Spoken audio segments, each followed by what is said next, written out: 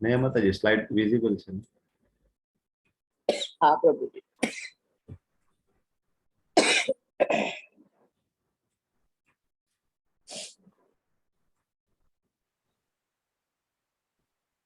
તમે રેકોર્ડિંગ કરો છો માતાજી કે હું કરું? ના ના કરું છું, ચાલુ કરી દઉં. Okay, just started. ઓકે, સ્વાગત છે તમારું ઇસ્કોન મેંગલુરુ શ્રી શ્રી રાધા ગોવિંદ ટેમ્પલ તરફથી. અને મને ખૂબ આનંદની લાગણી થાય છે તમારું બધાને વેલકમ કરતા, કારણ કે આજે ખૂબ ઇમ્પોર્ટન્ટ ચેપ્ટર 12મું ચેપ્ટર સુધી તમે બધા પહોંચી ગયા છો. Thank you. એક રિમાઇન્ડર નાખી દઉં અંદર.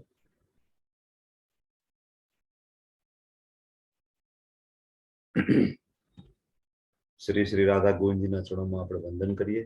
ભગવાનના શાશ્વત ભક્ત અર્જુનજીના ચરણોમાં વંદન કરીએ. એવા જ ભગવાનના શાશ્વત ભક્ત શિલા પ્રભુપાદજીના ચરણ કમળો પતાકા સ્વામીજી મહારાજ નામનિષ્ઠદાસ પ્રભુને આપણે વિનંતી કરીએ કે એમને પ્રાપ્ત થાય. ઓમ અજ્ઞાનમ તિમિરાંધસ્ય જ્ઞાનાજન શલાકયા ચક્ષુરુન્મિલિતમ યેન તસ્મૈ શ્રી ગુરુવે નમઃ. શ્રી ચૈતન્ય મનોભીષ્ટમ સ્થાપિતમ યેન ભૂતલે સ્વયં રૂપ કદા મહ્યમ દદાતિ સ્વપદાંતિકમ વંદેહમ શ્રી ગુરુમ શ્રીયુતાપદકમલમ શ્રી ગુરુન વૈષ્ણવાંશ્ચ શ્રી રૂપમ સાગરજાતમ સગણ રઘુનાથાન્વિતમ તમ સજીવમ સાદ્વૈતમ સાવધૂતમ પરિજન સહિતમ કૃષ્ણ ચૈતન્ય દેવમ શ્રી રાધા કૃષ્ણ પાદાન સગણ લલિતા શ્રી વિશાખાન્વિતાંશ્ચ. હે કૃષ્ણ કરુણા સિંધુ દીનબંધુ જગતપતે ગોપેશ ગોપિકા કાંત રાધા કાંત નમસ્તુતે. તપ્ત કાંચન ગૌરાંગી રાધે વૃંદાવનેશ્વરી વૃષભાનુ સુતે દેવી પ્रणमामि हरिप्रिये. वाञ्छा कल्पतरुभ्यश्च कृपा सिन्धुभ्य एव च पतितानां पावनेभ्यो वैष्णवेभ्यो नमो नमः. अनंत कोटि वैष्णव वृंद की जय. शिला प्रभुपाद की जय. श्रीमद् भगवद गीता श्रीमद् भागवतम की जय. नमो ओम विष्णुपादाय कृष्ण पृष्ठाय भूतले श्रीमते भक्ति वेदांत स्वामी इति नामिने. नमस्ते सरस्वती देवी गौरवाणी प्रचारिणे निर्विशेषा शून्यवादी पाश्चात्य देश तारिणे. जय श्री कृष्ण चैतन्य प्रभु नित्यानंद श्री अद्वैत गदाधर श्रीवासादि गौर भक्त वृंद. हरे कृष्णा कृष्ण कृष्णा हरे हरे हरे राम राम राम हरे हरे. हरे कृष्णा एवरीवन. हरे कृष्ण प्रभुजी. हरे कृष्ण प्रभुजी. हरे कृष्ण माताजी. हरे कृष्ण प्रभुजी. हरे कृष्ण. वेलकम. Thank you. स्वागत છે તમારું બધાનું. ઓકે, જિગ્નેશ દરબારજી જોડાઈ ગયા છે આપણી સાથે.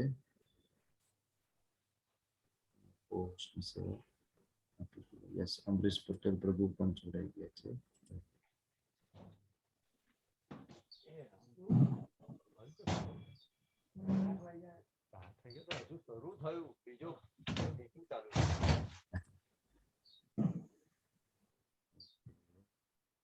દરબારજી તમે ઓકે થઈ ગયા છે. દીપ્તિ નથી જોડાઈ. વેલકમ જયેન્દ્રજી, વંદિતા માતાજી, શર્મિલા પટોડિયાજી, રીટાબેન જાડેજાજી, પ્રિયંકાજી, નિયતિ માતાજી, નિધિ પટેલજી, વેલકમ. કૃષ્ણલજી, કોમલ કિરણ ગોર માતાજી, વેલકમ. हरे कृष्ण प्रभुजी. हरे कृष्ण माताजी. आरती मेवाड़ाजी, हरे कृष्ण प्रभुजी. हरे कृष्ण. हितार्थजी एंड हर्षा माताजी. Thank you. આજનું ખૂબ સુંદર ચેપ્ટર છે ભક્તિ યોગ. ભક્તિ યોગથી આપણે આજે શરૂઆત કરીએ. તો આપણે જોયું હતું કે આગળના જે 6 ચેપ્ટર છે એમાં કર્મયોગ દ્વારા કઈ રીતના ભક્તિ કરવી એ આપણને શીખડાવે છે. છેલ્લે 6 ચેપ્ટર આવે એમાં જ્ઞાન યોગ દ્વારા કઈ રીતના ભગવાનની ભક્તિ કરવી એ આપણને શીખડાવે છે પ્રભુપાદજી. અને વચ્ચેના જે 6 ચેપ્ટર છે એ પ્યોર ડિવોશનલ સર્વિસ એટલે કે ભક્તિ. અને એમાં પણ આ છેલ્લું ચેપ્ટર ભક્તિ યોગ. આપણે 6 ચેપ્ટર તો ભક્તિ યોગના કવર થઈ ગયા. એટલે છેક 11 ચેપ્ટર પછી અહીંયા ભગવાન આપણને ભક્તિ યોગનું જ્ઞાન આપી રહ્યા છે. 11 ચેપ્ટર પૂરા થઈ જાય પછી શું કામ આટલું ભગવાન લેટ કરતા હશે? ડાયરેક્ટ પેલા ચેપ્ટરમાં ભક્તિ યોગ કેમ ના મૂકી દે? કારણ કે અલ્ટિમેટલી જે સાર છે આખી ભગવદ ગીતાનો એ ભક્તિ યોગ છે. ભગવાનની ભક્તિમય સેવા કરવી એનો સાર છે. બરાબર. છતાં 11 ચેપ્ટર પૂરા થાય પછી ભક્તિ યોગ આપે. શું કામ? તો કે જે ડાયમંડ છે, ડાયમંડ હીરો ને શોધવો તો એના માટે ખૂબ ધીરજ જોઈએ. મોતીને શોધવા હોય તો જે તરવૈયાઓ સમુદ્રમાં જાય તો ખૂબ ધીરજથી અને ખૂબ મહેનતથી કામ કરે અને પછી એના હાથમાં મોતી આવે. સેમ હીરો છે એ પણ હીરાની ખાણમાંથી કાઢતા હોય, કોલસાની ખાણમાંથી નીકળતા હોય તો એમાં ખૂબ મહેનત છે, ખૂબ ધીરજ જોઈએ. એવું નહીં કે નાનકડો ખાડો ગયો તરત આપણે હીરો મળી ગયો, એવું ના થાય.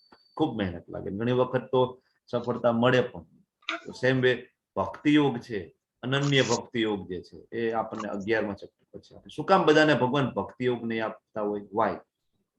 શું કામ નહીં આપતા હોય? ભક્તિ યોગ બધાને આપી દે એવું ભગવાન કેમ નથી કરતા? હરે કૃષ્ણ. જય હરે. હરે કૃષ્ણ. ભગવાન ભક્ત જોડે બંધાઈ જાય છે. જો હા. નથી કરતા તો એમને દ્વારકાથી ભાગીને આવવું પડે પ્રભુ. હરે કૃષ્ણ. બરાબર છે. બીજા કોઈને કઈ એડ કરવું છે? શું કામ ભક્તિ યોગ બધાને નથી આપતા? ઘણા બધાને ઘણા પ્રશ્ન થાય કે પરમાત્મા સ્વરૂપે કૃષ્ણ આપણા હૃદયમાં તો છે જ, તો શું કામ ભાઈ અહીંયા આપણે બધા આટલા હેરાન થઈએ છીએ? કેમ ડાયરેક્ટ બધાના હૃદયમાં ભક્તિ પ્રગટ કરી અને બધા ગોલોક વૃંદાવન ધામ? આવું કેમ ભગવાન નહીં કરતા હોય? બોલો. રીટાબેન જાડેજાજી, રવિ મોરેજી, પ્રીતિ નાકરજી, બોલો બોલો. આવું કેમ ભગવાન નહીં કરતા હોય? કેમ ભક્તિ યોગ છે એ 11માં શુદ્ધિકરણ નથી હોતું. શુદ્ધિકરણ નથી હોતું? બરાબર છે. સરસજી, થેન્ક યુ. માયાવાદીઓને નથી આપતા એમ. આમાં તમારી સામે એક સુંદર મજાનો પિક્ચર તમે જોઈ રહ્યા છો. એ કોનું પિક્ચર છે અને શું કામ અહીંયા મૂકેલું છે? કોણ કે? હનુમાનજી, લક્ષ્મણ, હનુમાનજી. સીતારામ, લક્ષ્મણ પંચમૂર્તિ છે રામ. હનુમાનજી દાસ્ય ભક્તિમાં અને પ્રથમ છે, બરાબર છે. સર્વશ્રેષ્ઠ અવતાર.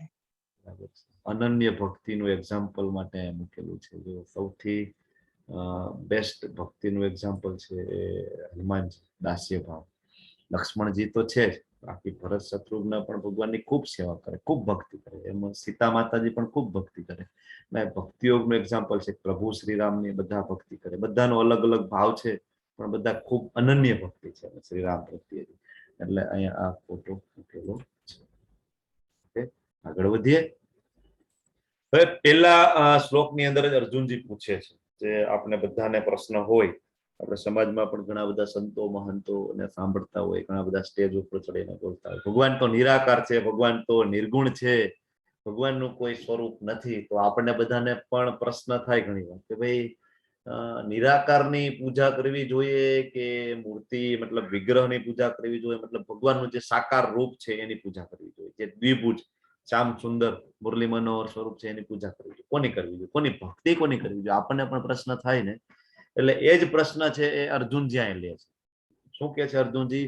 અર્જુન ઉવાચ એવમ સતત યુક્તા યે ભક્ત્યા સ્વામ પર્યુપાસતે યે ચાપ્ય અક્ષરમ અવ્યક્તમ તેષાં કે યોગ વિતમાહ. અર્જુને પૂછ્યું, જેઓ આપની ભક્તિમય સેવામાં સદૈવ તત્પર રહે છે, બરાબર, તત્પર રહે છે. કોણ? કે જે ભગવાનના ભક્તો છે એ હંમેશા ભગવાનની ભક્તિમય સેવામાં, ભગવાનને ભોગ લગાડવો, ભગવાનનું નામ જપ કરવાનું, ભગવાનની સેવા કરવાની, સવારમાં મંગળા આરતી કરવાની, સુંદર મજાના ભગવાનને સજાવવાના, મંદિરની સાફ સફાઈ કરવાની, ભગવાનને ધરેલો ભોગ અને જે પ્રસાદ છે એ પ્રસાદ આપણે ગ્રહણ કરવાનો. તો જે લોકો આપણી ભક્તિમય સેવામાં સદૈવ તત્પર રહે છે અથવા જેઓ અવ્યક્ત નિર્વેશ બ્રહ્મની, અવ્યક્ત નિર્વિશેષ બ્રહ્મની ઉપાસના, બરાબર.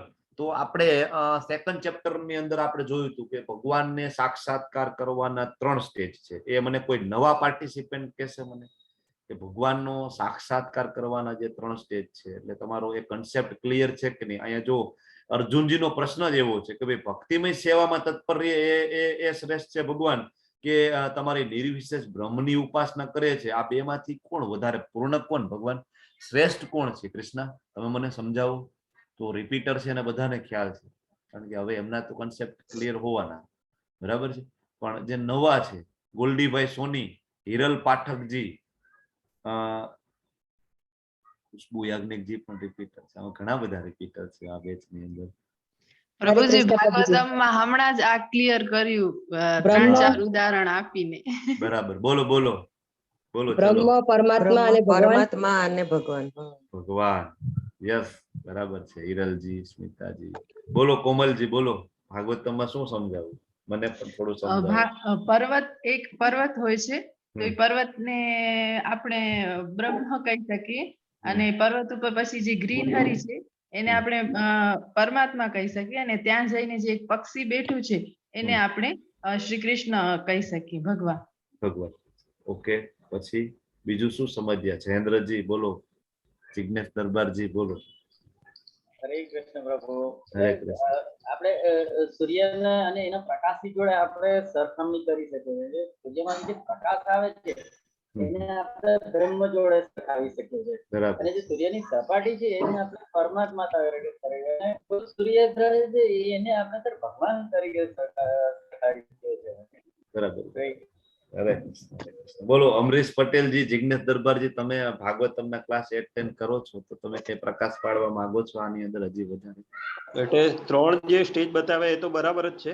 એના બરાબર. સિવાય ભાગવતમાં એવું શીખવાડ્યું કે જે જ્ઞાની હોય એ બ્રહ્મને પામી શકે છે, જે યોગી હોય એ પરમાત્માને પામી શકે છે અને જે ભક્ત હોય એ જ ભગવાનને પામી શકે છે. બરાબર છે. જો તમારી પાસેથી આ બધું મને શીખવા મળે એટલે બરાબર છે. આવું કઈક નવું હોય તો મને પીરસતા રહેવું તમારે બધા. Thank you, thank you. Okay, તો જેવો આપની ભક્તિમય સેવામાં જે સદૈવ તત્પર છે, મતલબ આ ભક્તની વાત થઈ રહી છે અને જેવો અવ્યક્ત નિર્વિશેષ બ્રહ્મની ઉપાસના કરે છે, મતલબ અહીંયા જ્ઞાની ની વાત થઈ રહી છે અથવા તો યોગીની વાત થઈ રહી છે. બરાબર. નિર્વિશેષ બ્રહ્મની, આમાંથી ભગવાન શ્રેષ્ઠ કોણ? મતલબ અહીંયા એક વસ્તુ છે, ભગવાન નિરાકાર કે સાકાર? તમે જ કહી દો ભગવાન. તમે તમારા, હવે આમાં અર્જુન પૂછે છે પણ કોને? જે સુપ્રીમ ઓથોરિટી છે એને જ પૂછે છે. અર્જુન પોતે પણ કહી શકતા હતા ને. અર્જુન નાની હતા એવું નતું કે એને નથી ખબર, એને ખબર હતી. અર્જુન પોતે પણ કહી શકતા, પણ અર્જુનજી પૂછે છે કોને? જે સુપ્રીમ ઓથોરિટી જે છે, કે એ બોલી દે એટલે પૂરું થયું. બરાબર. અર્જુનજી એમને જ પૂછે છે, તમે તમારા મોઢે કહી દો ને કે નિરાકાર કે પછી બ્રહ્મ. બરાબર છે. તો આપણે આગળ પણ ભગવાન એક વખત કીધું છે, જે લોકો મને નિરાકાર તરીકે માને છે એ મૂર્ખ છે. બરાબર છે. આગળ એનો શ્લોક પણ આપણે આવી ગયો છે. બરાબર. તો તમને બધાને શું લાગે છે? અહીંયા 43 પાર્ટિસિપન્ટ છે. તમને બધાને તમે ચેટ બોક્સમાં ટાઈપ કરો કે તમને શું લાગે છે કે ભક્તિમય સેવા છે એ શ્રેષ્ઠ હોવી જોઈએ કે પછી નિરાકારની ઉપાસના? મતલબ ઘણા બધા એવા સંપ્રદાય પણ ચાલે છે કે જેમાં એક રૂમમાં બેસાડી અને એક પ્રકાશના પુંજ ઉપર તમને એમ કે ધ્યાન કરો. બરાબર. અથવા તો એક ઓમ લખેલો હોય છે ને એમાંથી આમ શેડો નીકળતા હોય છે. બરાબર. એવું એક મોટું પિક્ચર મૂકેલું હોય છે ને એ આખો રૂમ અંધારા જેવો હોય છે, એક જ જગ્યાએથી પ્રકાશ આવતો હોય છે, ત્યાં બેસીને મેડિટેશન કરવાનું. ઘણા બધા આવા સંપ્રદાયો પણ ચાલે છે. તો તમે બધા પણ ટાઈપ કરો કે તમને શું લાગે છે? બરાબર. Which is best? બરાબર. Which is better? બરાબર ને. ભક્તિમય સેવા એ બેસ્ટ છે કે નિર્વિશેષ બ્રહ્મની ઉપાસના? ખૂબ ઇમ્પોર્ટન્ટ સવાલ છે, ખૂબ ઇમ્પોર્ટન્ટ સવાલ છે. ભક્તિમય પ્રભુજી. ભક્તિમય સેવા. બરાબર છે. જો આપણે બીજા ચેપ્ટરમાં જોઈ ગયા. બરાબર. સૂર્યનો પ્રકાશ, સૂર્યનો ગ્રહ એટલે કે સપાટી અને એની ઉપર બિરાજમાન જે વિવસ્વાન જે સૂર્ય દેવતા છે. બરાબર. એ એક્ઝામ્પલ થી આપણે જોઈ લીધું હતું. તો હવે એક બીજું એક્ઝામ્પલ એ પણ છે કે ધારો કે તમારી પાસે 2000 રૂપિયાની નોટ છે તો ઓલરેડી એની અંદર 500 રૂપિયાની નોટ આવી જાય છે, ઓલરેડી એની અંદર 100 રૂપિયાની નોટ પણ આવી જાય છે. બરાબર. તો જે ભગવાન છે એમાંથી જ એક તેજ નીકળે છે. જે બ્રહ્મ છે શું છે? ભગવાનનું તેજ છે, બોડીલી ઇફલ્જન્સ છે. અને જે પરમાત્મા એ શું છે? તો એ ભગવાનનું લોકેલાઇઝ સ્વરૂપ છે. જે ભૌતિક જગતમાં ભગવાન આપેલું છે લોકેલાઇઝ સ્વરૂપ છે. બરાબર છે. પણ ઓરિજિનલ સ્વરૂપ કયું છે? દ્વિભુજ, શ્યામ સુંદર, મુરલી મનોહર જે સ્વરૂપ છે એ ભગવાનનું ઓરિજિનલ સ્વરૂપ છે. બરાબર. તો ઓરિજિનલ સ્વરૂપમાં એ બંને આવી જ જાય ને. બરાબર. હવે કાલે આપણે વિશ્વરૂપ દર્શન જોયું તો એમાં ભગવાન એના 3 સ્વરૂપ બતાવેલા હતા. કયા કયા બતાવેલા હતા? બોલો નવા પાર્ટિસિપન્ટ. બોલો. 3 સ્વરૂપ. આપણે કાલે 3 રૂપની ચર્ચા કરેલી. હા, ધર્મેશ કુમાર લાલવાલાજી બોલો. હરે કૃષ્ણ. હરે કૃષ્ણ. કયા 3 સ્વરૂપ કાલે બતાવેલા કૃષ્ણજી?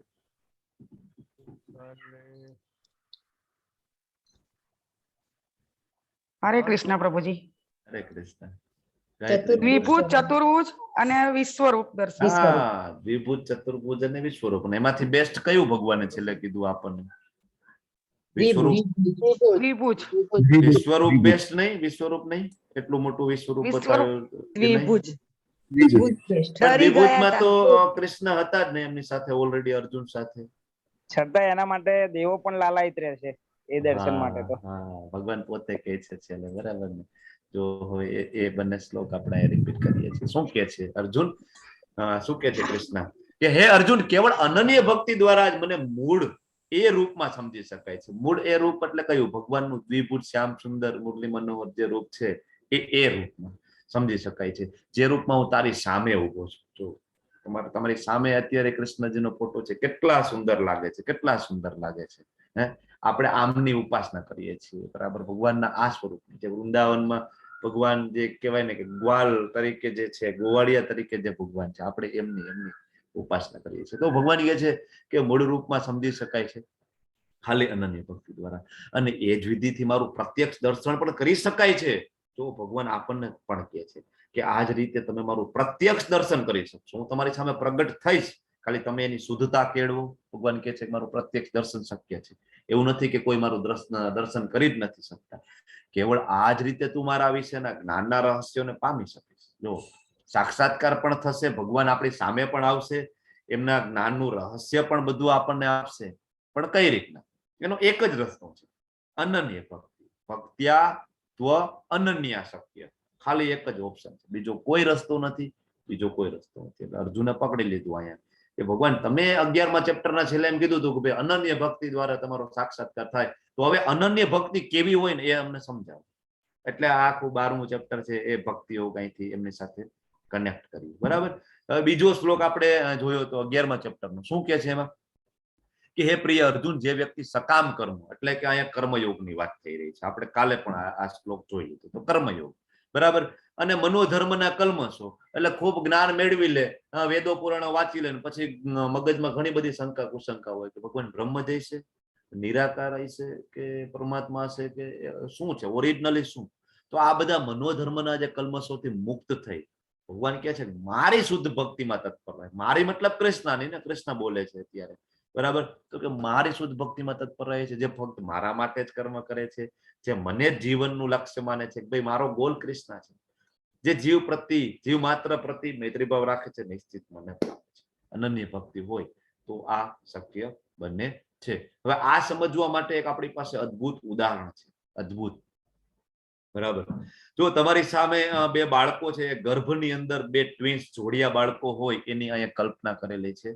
એમાં એક બાળક જે છે એ કહેવાય ને કે સાકાર રૂપે ભગવાનને પૂજે છે, મતલબ શ્યામ સુંદર મુરલી મનોહર રૂપે એ ભગવાનને માને છે કે નહીં ભગવાન છે.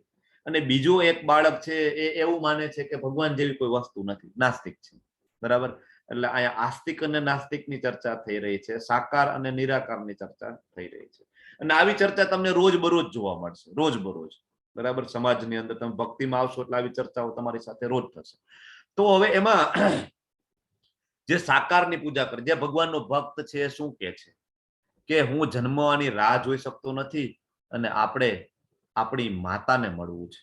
શું કે છે કે હવે બસ મારે કૃષ્ણને મળવું છે, મારે હું ક્યારે કૃષ્ણના ચરણ કમળમાં મારું સ્થાન મળશે? ક્યારે, બરાબર ને? જયારે શિક્ષાષ્ટકમ ની અંદર બોલે છે ચૈતન્ય મહાપ્રભુ કે ક્યારે પ્રભુ તમે તમારા ચરણોમાં મને સ્થાન આપશો, ક્યારે? બરાબર? આપણે મંગળાચરણ આપણે જોઈએ છીએ, એમાં પણ રૂપ ગોસ્વામીજી કહે છે પ્રભુ કેટલી રાહ જોડાવશો મને? તો અહીંયા કહે છે કે હું જન્મવાની રાહ જોઈ શકતો નથી, મારે મારી માતાને મળવું છે. હવે અહીંયા જે અંધશ્રદ્ધા મતલબ જે નાસ્તિક છે શું કે ઓહ તમે તો અંધશ્રદ્ધાળુ છો, કોઈ જન્મ નથી, આપણે અહીં અંધકારમય દુનિયામાં રહીએ છીએ અને પછી આપણે મરી જવાના છીએ, બધું અહીં જ માળો. નાસ્તિક લોકો એમ કે અરે ભગવાન જેવી કોઈ વસ્તુ છે નહીં, શું તમે વાત કરો છો, પુનર્જન્મની વાત કરો છો? અરે જે કઈ છે એ આ જિંદગીમાં જે મોજ કરો ને ભાઈ, આનંદ કરો ને, કોને ખબર મૃત્યુ પછી શું થવાનું છે, બરાબર ને? મોજ કરો ને, બરાબર? એટલે નાસ્તિક લોકોના સ્ટેટમેન્ટ છે. તો જે ભક્ત છે શું કે પણ ના ભાઈ આપણને આપણી માતા પ્રેમ કરે છે. તો ભક્ત શું કે અરે ના ભાઈ એવું નથી, જન્મ આ મૃત્યુ પછી પણ ફરીથી જન્મ છે, કૃષ્ણ આપણને ખૂબ પ્રેમ કરે છે, કૃષ્ણ ભગવદ ગીતામાં કહે છે કે તમે મારા ધામમાં આવો. શું કે છે આપણને આપણી માતા પ્રેમ કરે છે. આ બધાનો અંત હોઈ શકે નહીં. ખાલી જન્મ મૃત્યુ જરા વ્યાધિ, જન્મ મૃત્યુ જરા વ્યાધિ, આ કન્ટિન્યુઅસ સાયકલ હોઈ શકે નહીં. આનો અંત હોઈ શકે, મતલબ આપણે ધામમાં જઈ શકીએ છીએ, કારણ કે કૃષ્ણ આપણને પ્રેમ કરે છે. બરાબર. ખાલી અહીંયા ને અહીંયા આપણે મરી જાય એટલે પૂરું થઈ ગયું એવું હોઈ શકે નહીં. ભક્ત એમ કે છે. તો જે નાસ્તિક છે, અભક્ત છે, શું કે કોણ માં, કોણ કૃષ્ણ? તમે કોઈ દી માતા જોઈ છે ભાઈ? તમે કોઈ દી કૃષ્ણને જોયા છે? તમને ક્યારે કૃષ્ણનો સાક્ષાત્કાર થયો છે? કોઈએ તેને જોયા છે? બીજો કોઈ એવો વ્યક્તિ મને બતાવો જેને કૃષ્ણને જોયા હોય, બતાવો મને. મારી કોઈ માતા નથી ભાઈ, હું કોઈ ભગવાનમાં માનતો નથી, અને તને પણ તારી કોઈ માતા નથી. તું ખોટા વેવલા વેળા કરે છે. રોજ સવારમાં ઉઠીને જપ કરવાનું, મંગળા આરતી કરવાની. કોઈ ભગવાન છે નહીં. ખોટા વેવલા વેળા તું બધા બંધ કરી દે. બરાબર. તે ક્યાં છે? હાલ તું કે છો ને કૃષ્ણ છે, ક્યાં છે? ચલ તો બતાવ મને. બરાબર. તો ભક્ત શું કે છે કે આપણે તેનામાં છીએ. તું ભગવદ્ ગીતા વાંચ.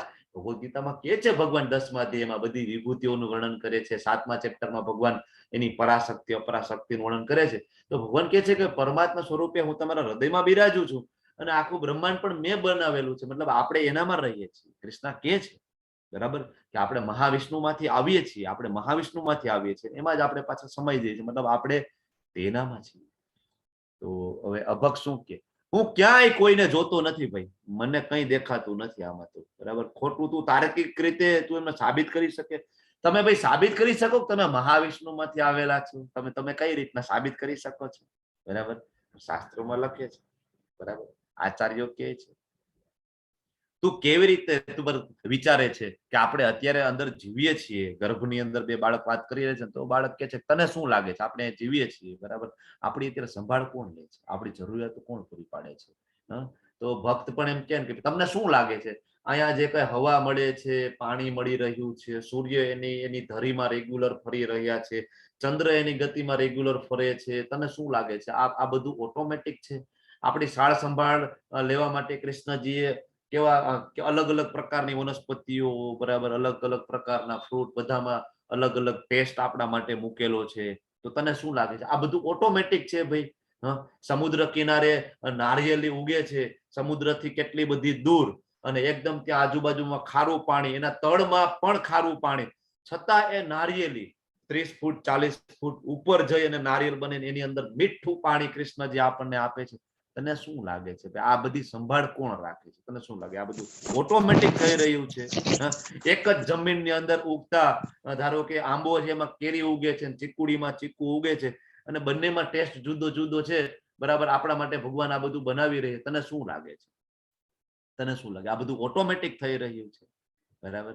તો આ શું કે છે? અભક્ત શું કે છે કે નાળની કુદરતી પ્રક્રિયા દ્વારા આપણને ખોરાક મળી રહ્યો છે. બરાબર. આપણે તો ગર્ભમાં છીએ એટલે નાળમાંથી આપણને મળે છે. હવે એ તો પ્રકૃતિ છે, એ તો એનું કામ કરે છે. બરાબર ને? એ તો બધું ઉગે, એમાં કઈ તર્ક વિતર્ક ના હોય. પાણી મળે તો મળે, અને હું મારી સંભાળ રાખું છું, તું તારી સંભાળ રાખે છે. તું આંખ ખોલ ભાઈ, ભગવાન જેવું કઈ છે ને આ બધું ઓટોમેટિક થઈ રહ્યું છે. બધું વરસાદ પડે ને ઉગે છે, એમાં કઈ નવી નવાઈ નથી. હવે શું કે છે? આ જીવન પછી વધુ પ્રકાશ છે. ભક્ત એમ કે છે કે આ મૃત્યુ થશે ને તો આપણે ધામમાં જઈ શકીશું. વધુ પ્રકાશ છે. જન્મ મૃત્યુ જરા વ્યાધિના ચક્રમાંથી આપણે છૂટી જઈશું. આપણે પગ સાથે ચાલીશું, મોઢાથી ખાઈશું, શ્વાસ પણ લઈશું, આપણે ખરેખર જાગૃત રહીશું, ઇન્દ્રિય સંપૂર્ણપણે વિકસિત થશે. આપણે કૃષ્ણની સેવા કરીશું, આપણે ત્યાં બધું કરીશું, ખૂબ આનંદ કરીશું ભગવાન સાથે. અરે તો મૂર્ખામી ભરેલી વાત કરે છો, શું ચાલવાની વાત કરે છો? અહીંયા આટલું નાનું એવું છે, એમાં આપણે બે આ રીતના છે, એનામાં તું ચાલવાની વાતો કરી રહ્યો છો, અને આ શું વાત કરે છો મોઢેથી જમવાનું? અહીંયા કઈ જમવા જેવું લાગે છે તને? અને આ શ્વાસોશ્વાસ એટલે શું ભાઈ? શ્વાસ આપણે લઈએ છીએ અત્યારે, શ્વાસો ગર્ભમાં બાળક હોય ને ત્યારે શ્વાસ ના લેતું હોય, તમને ખબર છે ને? બધું નાળ દ્વારા જ એને મળતું હોય છે. બરાબર. ત્યારે એના ફેફસા પણ ડેવલપ ના હોય. તો એ કે છે શ્વાસોશ્વાસ એટલે હું? એટલે આપણે અભક્ત માણસોને એમ કહીએ કે ભાઈ આત્મા છે, પરમાત્મા છે, કૃષ્ણ છે, ધામ છે. શું વાત કરો છો? ધામ ક્યાં છે? કોણે જોયું છે? તમે અહીં કઈક નવું શોધી રહ્યા. આ બધા તો કઈક નવા ગતકડા લાવે છો ભાઈ. ભગવાન છે ને કૃષ્ણ છે. બરાબર. મને ખબર નથી કે ભાઈ તને શું કેવું. પછી ભક્ત એમ કે તને શું કેવું ને મને ખબર નથી. તું કે અજ્ઞાનના અંધકારમાં તું એટલો ડૂબેલો છો કે હું તને ગમે એટલું જ્ઞાન આપું પણ તને ખબર પડતી નથી. મને ખબર નથી તારી શું હતું. ના ના ના ના, તું મારી વાત સાંભળ. હજી અભક્ત તો એની પાસે તર્કો જાજા હોય. તું મારી વાત સાંભળ. બરાબર. તો આવી રીતના ભક્ત અને અભક્ત વચ્ચેની સુંદર મજાની આ ઘટના છે. આનાથી ખબર પડે કે નિરાકાર અને સાકાર, નાસ્તિક અને આસ્તિક વચ્ચેનો આ સંવાદ, આવો સંવાદ તમે રોજ સમાજમાં જોવો છો. પણ જો તમારી પાસે ભગવદ ગીતાનું જ્ઞાન હોય તો તમે એને ડિફીટ કરી શકો, તમે એને રિપ્લાય આપી શકો. બરાબર. જો તમારી પાસે જ્ઞાન હોય 3 પ્રકારના વિષ્ણુનું, ક્યાંથી એનો રેફરન્સ છે, ભગવદ ગીતામાં ક્યાં ક્યાં ભગવાન કે છે, ધામનું વર્ણન ક્યાં ક્યાં આવે છે, પુનર્જન્મનું ભગવાન ક્યાં ક્યાં બોલે છે, તો આ બધા શ્લોક છે ને, પુનર્જન્મને લગતા શ્લોકની એક નોટ બનાવી લેવાની, ધામને લગતા શ્લોકની એક નોટ બનાવી લેવાની. બરાબર. તો જ્યારે જ્યારે આ બધા પ્રશ્ન આવે ને તો ફટફટ રેફરન્સ આપવાના. એમ જો ભગવાન અહીંયા કે છે ધામનું વર્ણન, ભગવાન અહીંયા કે છે કે અંતકાલે ચમામે થાય તો મારા ધામમાં આવીશ, આવા બધા ઇમ્પોર્ટન્ટ શ્લોકની એક નોટ બનાવીને રાખવાની. ઓકે, હવે જો ભગવાન એનું પોતાનું ડિસિઝન આપે છે. શું કહે છે? શ્રી ભગવાન ઉવાચ મયાવેશ્ય મનો યે મામ નિત્યયુક્તા ઉપાસતે શ્રદ્ધાયા પરયોપિતાસ્તે મે યુક્ત તમામતઃ. પૂર્ણ પુરુષોત્તમ કૃષ્ણ બોલે છે કે જે મનુષ્ય મારા સાકાર રૂપમાં પોતાના મનને એકાગ્ર કરે છે અને અત્યંત શ્રદ્ધાપૂર્વક મારી પૂજા કરવામાં પારાયણ રહે છે, તેઓ મારી દ્રષ્ટિએ પરમ સિદ્ધ છે. તો ભગવાને કહી દીધું, ફાઇન, નિરાકાર નહીં, સાકાર. પરમ સિદ્ધ કોણ છે? શ્રેષ્ઠ કોણ છે? બેસ્ટ કોણ છે? ભગવાન કે સાકાર છે, નિરાકાર નહીં. નિરાકાર કરતા સાકાર છે ભગવાન કે ઉત્તમ છે. તમે ઇસ્કોનના મંદિરમાં જાઓ તો ઇસ્કોનના મંદિર કદાચ નાનું મંદિર હોય ને તોય એના જે વિગ્રહ છે ને, અંદર રાધા અને કૃષ્ણ છે, પંચતત્વ છે, બરાબર, ગોરનિતાઈ છે, તો સુંદર મજાના શણગારેલા હોય, એકદમ જોરદાર. કારણ કે પ્રભુપાદ બધાને ઓર્ડર આપીને ગયા છે કે ડીટી જે સેવા છે, ડીટી એટલે વિગ્રહ, ભગવાનની જે સેવા છે ને એ ટોપ ક્લાસ લેવલની સેવા થવી જોઈએ, ફર્સ્ટ ક્લાસ લેવલની સેવા થવી જોઈએ. અને મંદિર બનાવો એની પહેલા ભગવાનની સેવા, ભગવાનનો ભોગ, ભગવાનના વસ્ત્ર માટેનું ફંડ તમારે રિઝર્વ રાખવું પડે. એવું એક મંદિર બનાવી દીધું ને હવે ડોનેશન નથી કે ભાઈ બેલેન્સ નથી તો ડીટી સેવા ના થાય. એને ડીટી સેવા ટોપ ક્લાસ થવી જોઈએ, બાકી કઈ નહીં થાય તો ચાલશે. પ્રભુપાદ બધાને કહી દીધા, ડીટી સેવા ટોપ ક્લાસ થવી જોઈએ. મંદિરમાં તમે જાઓ, સવારમાં મંગળા આરતી પૂરી થાય, પછી નરસિંહ આરતી થાય, તુલસી આરતી થાય, બરાબર, શિષ્ટાષ્ટકમ થાય, 16 માળા કરતા હોય છે, ગુરુ પૂજા થાય, શૃંગાર આરતી થાય, પછી ઓલમોસ્ટ 7, 7:30 ની આસપાસ શૃંગાર આરતી થાય. શૃંગાર આરતી અદ્ભુત. તમને એમ થાય કે ભગવાન જાણે હમણાં જ બોલશે, હમણાં જ બોલશે. સુંદર મજાનું ત્યારે પાછળ બ્રહ્મ સંહિતાના શ્લોકો વાગતા હોય. વેણુ કવળંતર વિંદ દલાયતાક્ષમ બાર્હાવતમ સમસિતાંબુદમ સુંદરાંગમ કંદર્પ કોટિકમનિયા વિશેષા શુભમ ગોવિંદમ આદિપુરુષમ તમહં ભજામિ.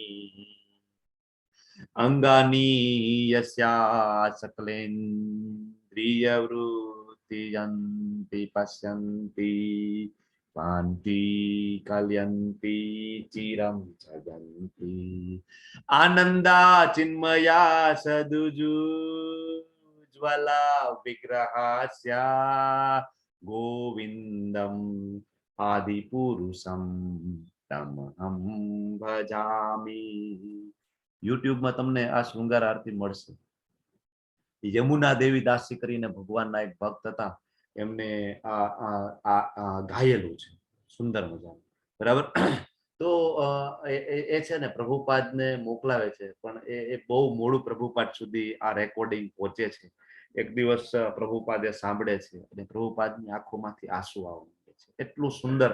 મારો અવાજ તો કઈ નથી, આ તો મેં એક પ્રયત્ન કર્યો છે, મારો અવાજ બિલકુલ સારો નથી, પણ તમે એમનો સાંભળો, યમુના દેવી દાસીની શૃંગાર આરતી, એકદમ તમે ખોવાઈ જશો, બરાબર. તો પ્રભુપાદની આંખોમાંથી આંસુ આવે છે. તરત પ્રભુપાદ છે ઇસ્કોનના દરેક ટેમ્પલની અંદર ઓર્ડર જાહેર કરે છે કે જ્યારે ભગવાનની શૃંગાર આરતી થાય ત્યારે આ બ્રહ્મ સંહિતાના 2 શ્લોક જે છે શૃંગાર આરતી બોલવાની. શું થાય? મંગળા આરતીમાં જે શૃંગાર આરતીમાં તે શું થાય? ભગવાનમાં આપણું મન લાગે. સવારમાં તમે દર્શન કરો ને, તમને આખો દિવસ ભગવાન યાદ રહે, આખો દિવસ યાદ રહે, બરાબર. ભગવાનને પણ ખૂબ ગમે છે. ભગવાન પણ કે છે ને, પત્રમ પુષ્પમ ફલમ તોયમ, બરાબર.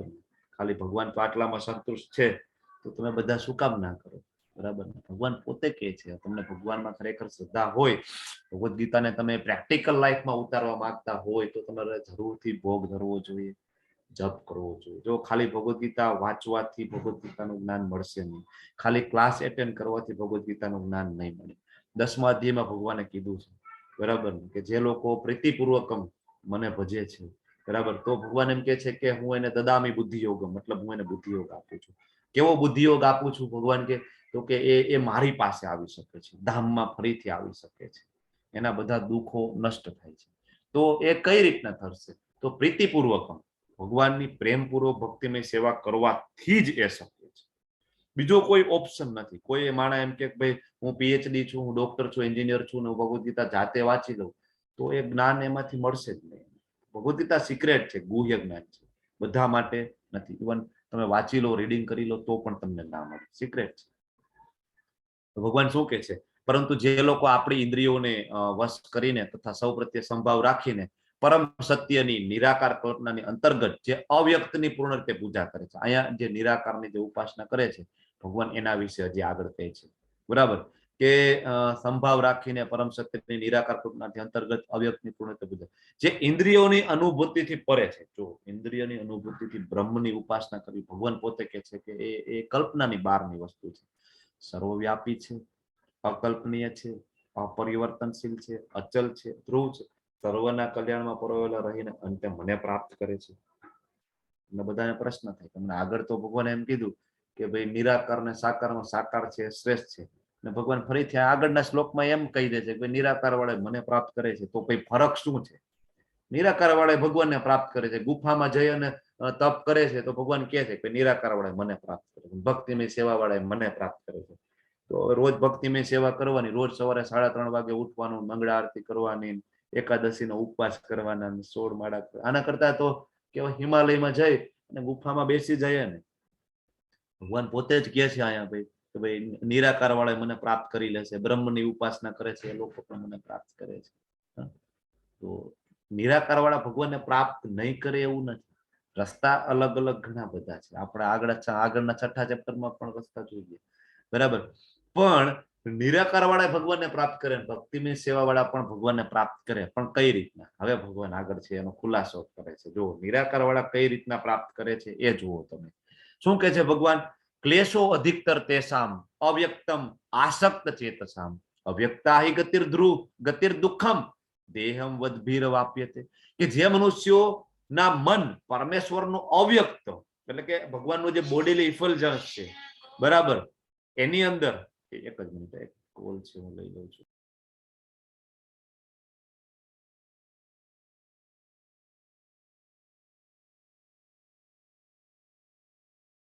ઓકે, તો જે લોકો અવ્યક્ત એટલે કે બ્રહ્મની ઉપાસના કરી રહ્યા છે, એના પ્રત્યે જે આસક્ત છે, તો એમના માટે પ્રાપ્તિ કરવાનું અત્યંત કષ્ટપ્રદ છે. જો ભગવાન અહીંયા 2 શબ્દ વાપરે છે, તો ક્લેશો અધિકતર તેસામ, કે ભાઈ એમાં ખૂબ ક્લેશ છે, અને બીજું ગતિર દુઃખમ, એમાં દુઃખ બહુ છે. ભગવાન પોતે કહે છે કે ભાઈ એ રસ્તો છે ને ભાઈ, ઠીક છે, નિરાકારના રસ્તે પણ મારી પાસે તમે આવી શકશો, પણ ભગવાન કે અત્યંત કષ્ટપ્રદ છે, અને દેહધારીઓ માટે ક્ષેત્રમાં પ્રગતિ સાધવી દુષ્કર છે. આપણે બધા દેહધારીઓ છે, આપણે એક શરીર છે, દેહધારીઓ છે. ગુફામાં જવું, અષ્ટાંગ યોગમાં યમ નિયમમાં પેલો જ યમનું સ્ટેપ આપણે જોયું તો ભગવાન કે એકાંતમાં જવાનું છે. શક્ય છે આપણા બધા માટે અત્યારે એકલા જતું રહેવું જંગલની અંદર? એટલે ભગવાન કહે છે કે ભાઈ નિરાકારની ઉપાસના કરવી ને દુષ્કર છે, ખૂબ કષ્ટ છે, ખૂબ તકલીફ છે, ખૂબ, બરાબર.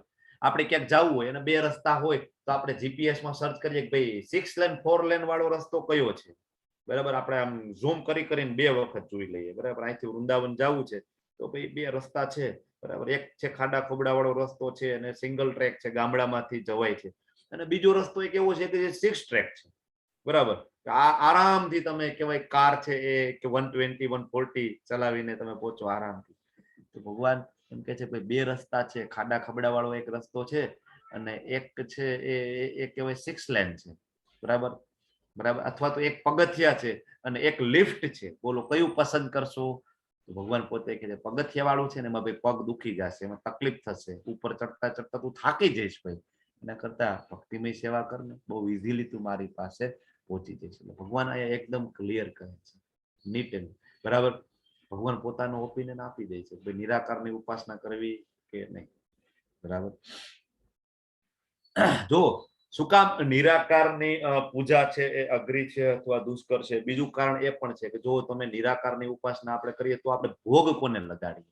નિરાકાર પ્રકાશની વાત થઈ રહી છે, જેનો કોઈ આકાર નથી, જેને કોઈ મુખ નથી, જે કઈ ખાતા નથી, જે કઈ પીતા નથી. આપણે શણગાર કઈ રીતના કરવો નિરાકારનો? બરાબર, નિરાકારનો શણગાર ના થાય, નિરાકારને ભોગ ના લગાડી શકાય. બરાબર, તો હવે આપણી ઇન્દ્રિયોને ક્યાં લગાડવાની? આપણે પ્રસાદ ખાવો છે, પણ તો હવે આપણી ઇન્દ્રિયોને ક્યાં લગાડીશું? આપણે સુંદર મજાના કીર્તન સાંભળો, બ્રહ્મનું કીર્તન કઈ રીતના કરવાનું ભાઈ? બરાબર, આપણે સુંદર મજાના આપણે આંખને લગાડવી છે ભગવાનની સેવામાં, કઈ રીતના લગાડશું? બ્રહ્મનું દર્શન કઈ રીતના કરવું? પ્રકાશ, ખાલી પ્રકાશ, ઉલટાની આંખો અંજાઈ જાય. બરાબર, તો એટલે ભગવાન કહે છે કે એ દુષ્કર છે. બરાબર, તો હવે લોઅર ટેસ્ટમાંથી હાયર ટેસ્ટમાં જવાની ભગવાને આપણને છે ને 2.59 શ્લોકમાં ભગવાને કીધું જે લોકોને હાયર ટેસ્ટ મળી જાય ને એને લોઅર ટેસ્ટ ઓટોમેટિક છૂટી જાય. બ્રહ્મ છે એ લોઅર ટેસ્ટમાં જ આવે. ભગવાનની જે ભક્તિ છે એ હાયર ટેસ્ટ છે. બરાબર, બીજું એ કે આપણે બધાને પણ કંઈક આકાર છે. જે લોકો આ વાત કરે છે કે ભગવાન નિરાકાર છે, બરાબર, એ બધાને પણ કંઈક આકાર છે. એના નાક છે, બે આંખ છે, કાન છે, માથે જટા છે અથવા વાળ છે, એ બધાને આકાર છે, પણ ભગવાનને આકાર નથી. બરાબર, આ એ બધાના તર્ક છે. ભગવાનને કોઈ આકાર નથી. ભગવાન નિર્ગુણ છે, ભગવાનમાં કોઈ ગુણ નથી, પણ આપણને આપણામાં બે ચાર સારા ને ખરાબ ગુણ છે. ભગવાનમાં કોઈ ગુણ નથી. હો ભાઈ, ભગવાન નિર્ગુણ છે. બરાબર, આ એ લોકોના તર્ક છે. તમે કોઈ વસ્તુ એવી જોઈ છે કે જે આજ સુધી નિરાકારમાંથી કોઈ વસ્તુ બનેલી હોય એવી કોઈ વસ્તુ જોઈ છે ભૌતિક જગતમાં? પણ કોઈ પણ વસ્તુ, તમે તમારું ફર્નિચર લઈ લો, તમારું ટીવી લઈ લો, લેપટોપ લઈ લો, મોબાઈલ લઈ લો, તમને એવું લાગે છે કે પેલા કઈ જ નહોતું, શૂન્ય હતું, પછી એમાંથી અચાનક એ બની ગયું છે. ભૌતિક જગતમાં પણ એવી એક પણ વસ્તુ નથી, બરાબર, કે જે નિરાકારમાંથી ઉત્પન્ન થાય. મતલબ નિરાકારમાંથી ઉત્પન્ન ના થાય. જે કઈ સાકારમાંથી જ સાકાર આવે. તો આપણે બધા સાકાર છીએ, તો કઈક કૃષ્ણ પણ એક વ્યક્તિ છે, પુરુષ છે, આપણે એનામાંથી આવીએ છીએ, તો એ સાકાર હોવા જોઈએ ને? બરાબર ને? પણ આ તો કેવું છે કે આપણે કાર લઈને જતા હોય, સામેવાળી બીજી કાર આવે રાત્રે, બરાબર, તો આપણને કહેવાય કે એ જે સામેવાળાની કારની ખાલી લાઈટ દેખાય તો આપણે ખાલી પ્રકાશ જ દેખાય, આપણે અંજાઈ જઈએ. તો આપણે એમ કહીએ ખાલી પ્રકાશ છે, પ્રકાશ છે, ને કઈ જ નથી, ખાલી પ્રકાશ છે. આપણે આવું માનીએ છીએ કે આપણે માનીએ છીએ કે એ જે પ્રકાશ છે ને એની પાછળ કાર છે, એ કારની હેડલાઇટ છે, એમાંથી પ્રકાશ આવે છે. બરાબર ને? તો આ જે પ્રકાશ છે એ કૃષ્ણમાંથી આવે છે. પરંતુ જે મનુષ્યો પોતાના સર્વકર્મ મારામાં અર્પિત કરીને તથા અવિચળ ભાવે ભક્તિ કરતા રહી, મારી સેવામાં લાગેલા રહી અને પોતાના મનને મારામાં સ્થિર કરી નિરંતર મારું ધ્યાન કરે છે, તેમના માટે હે પાર્થ, હું જન્મ મરણ રૂપી સાગરમાંથી તત્કાળ ઉદ્ધાર કરનારો થાવ છું. ભગવાન પોતે કહે છે યેતુ સર્વાણી કર્માણી મયી સંન્યસ્ય મત્પરો. મત્પરો એટલે બધું ભગવાન માટે.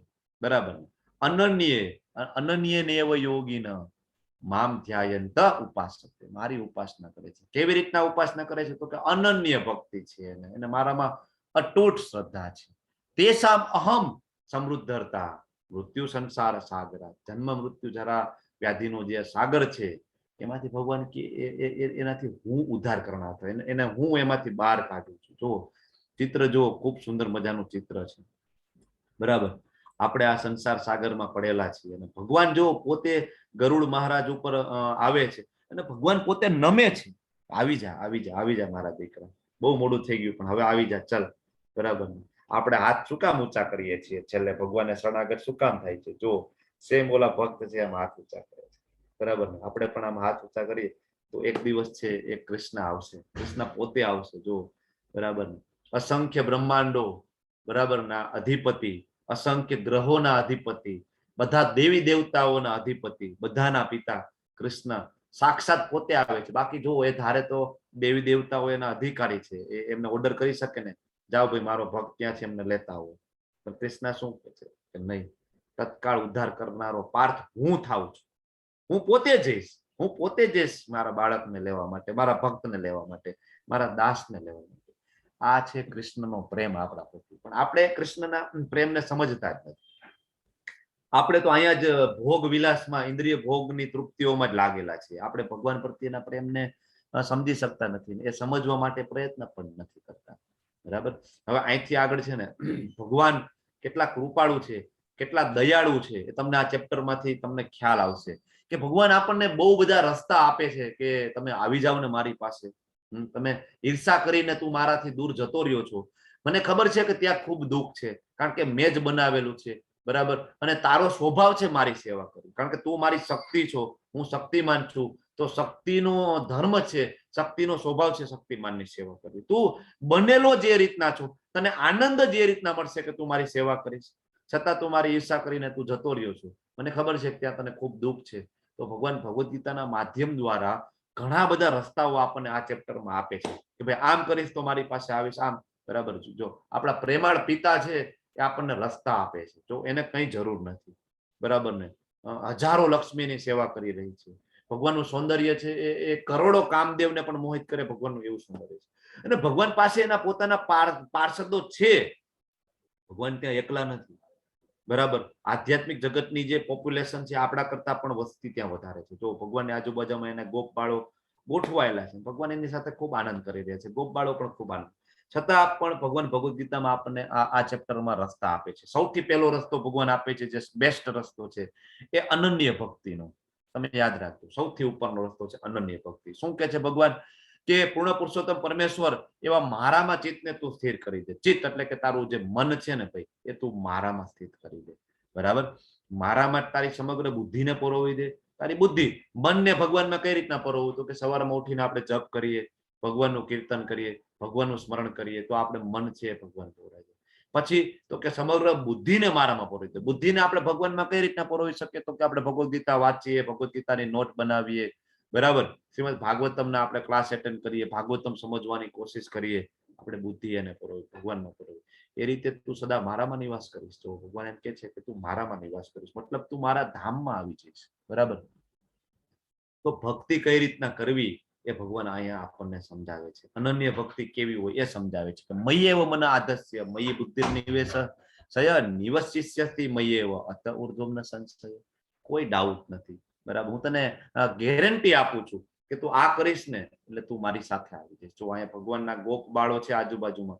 સુખદેવ ગોસ્વામીજી શ્રીમદ ભાગવતમાં લખે છે, કૃત પુણ્ય પુંજા, કરોડો જન્મ, અનંત જન્મોના જ્યારે તમને ભક્તિ ઉન્મુખ પુણ્ય ફળ મળેલા હોય, સુકૃતિઓ મળેલી હોય, તો તમને આ કૃષ્ણ સાથે બેસી અને આવી રીતના એમની સાથે આનંદ કરવાનો મોકો મળે.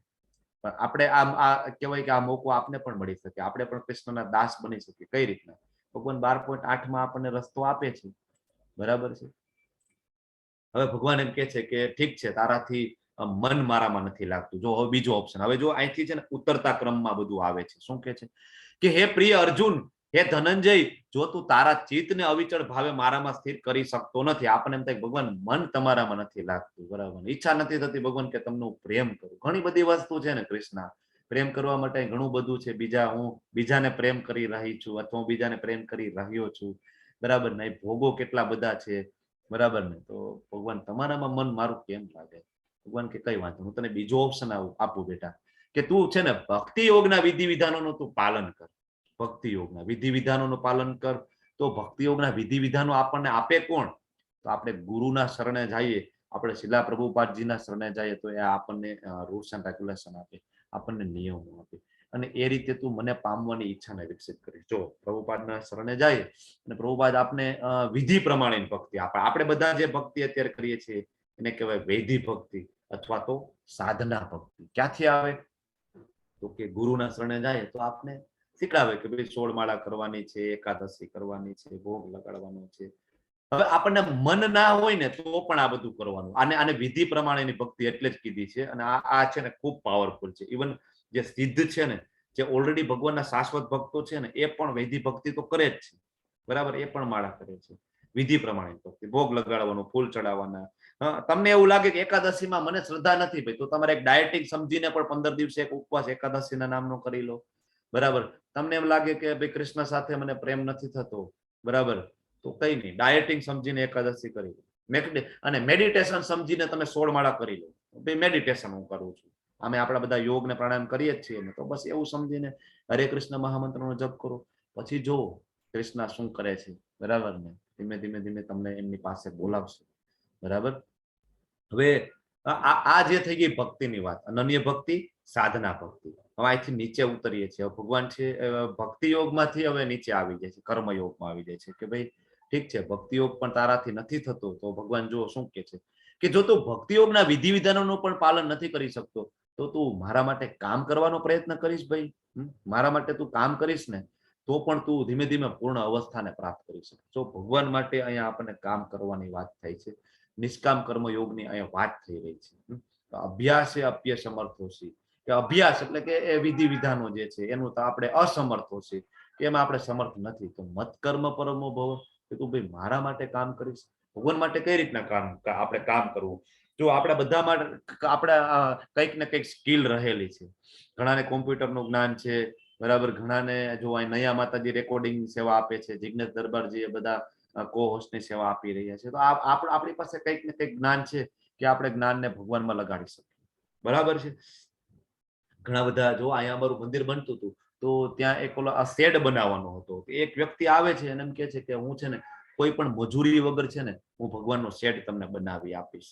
પછી ઓલો માર્બલ વાળો આવે છે ને તો કે ભાઈ ભગવાનનું મંદિર બને છે ને તો હું કોઈ પણ મજૂરી નહીં લઉં, એનું જે પોલિશ કરવાનું એ જનરલી ફૂટ ઉપર ભાવ હોય, બરાબર, તો કે એ જે પોલિશ કરવાનું એનું જે કટિંગ કરવાનું હું તમારી પાસે ચાર્જ નહીં લઉં.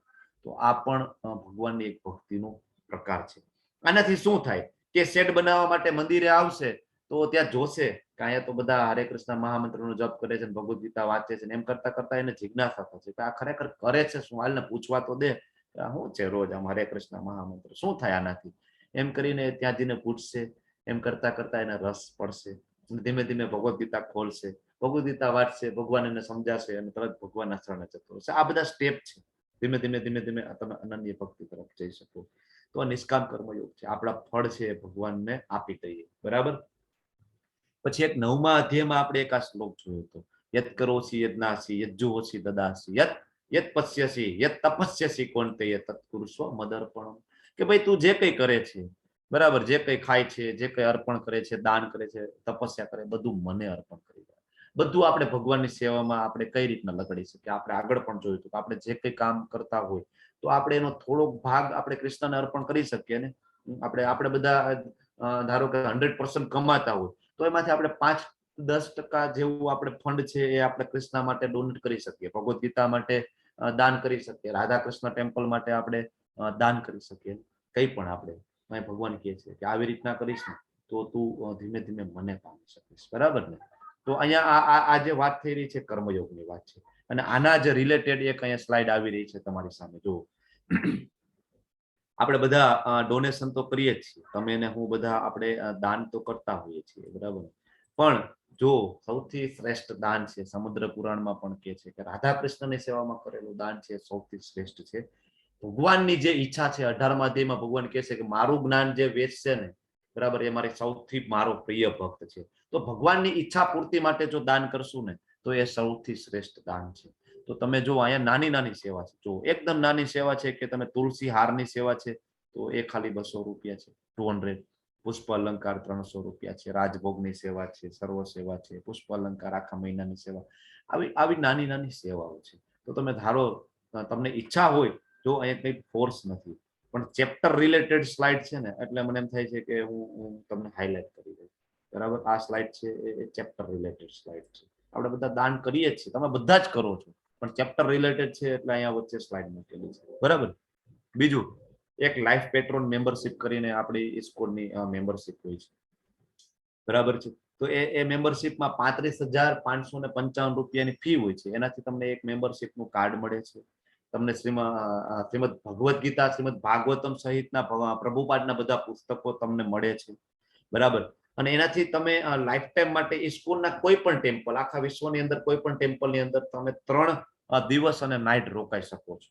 ઓલું આપણે જનરલી ટૂરનું પેકેજ નથી લેતા હોતા, આપણે બધા ફરવા માટે લેતા હોઈએ છીએ. તો આમાં ખાલી મિનિમમ મેન્ટેનન્સ જે તે સમય તમારે ચૂકવવાનું હોય. અને તમે જો આપણા અમુક મંદિરો છે તો એમાં તમને વર્લ્ડ ક્લાસ 5 સ્ટાર ફેસિલિટી મળે છે. બધા મંદિરની અંદર આપણે જમવાની વ્યવસ્થા છે, ગેસ્ટ હાઉસની પણ ફેસિલિટીઝ છે.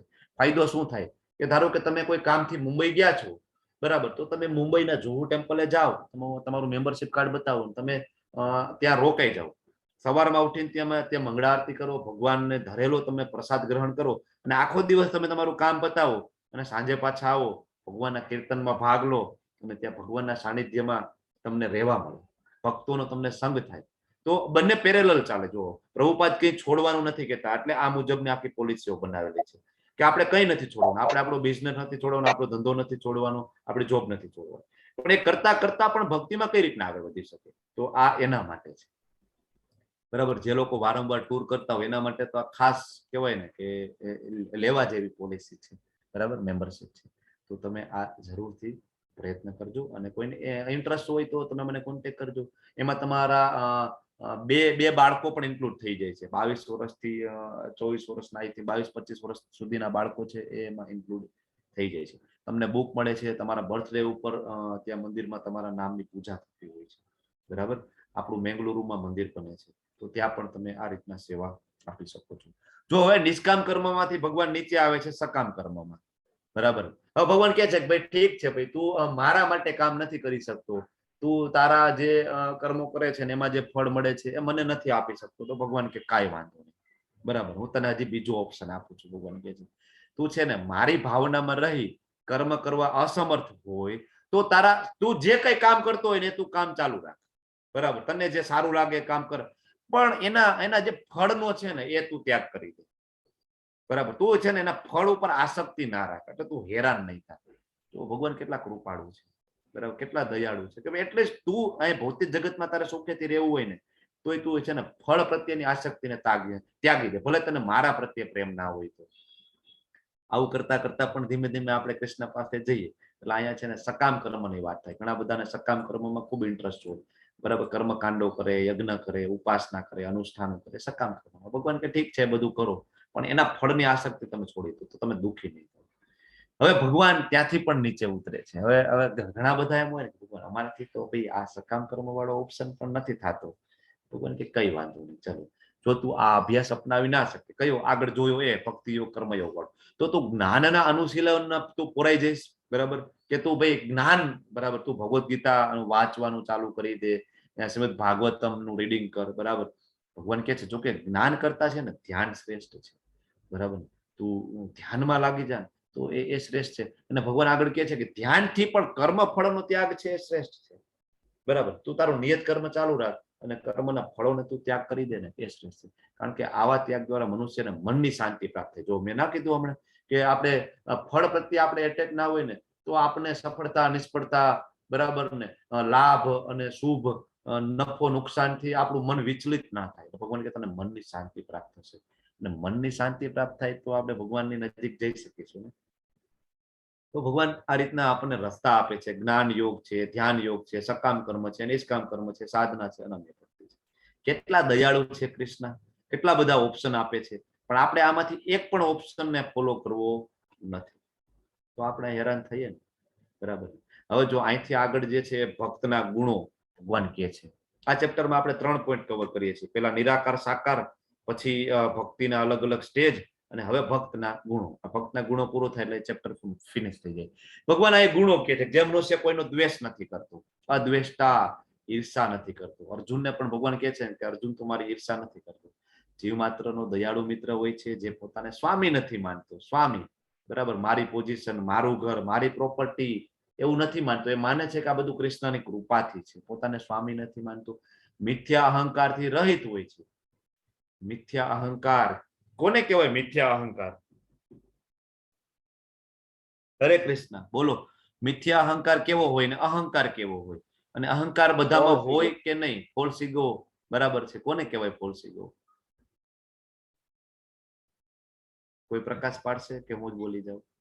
પ્રભુ, આપણે જે બધું કરીએ છીએ આપણે એવું માનીએ છીએ કે હું જ કરું છું, એ મિથ્યા અહંકાર.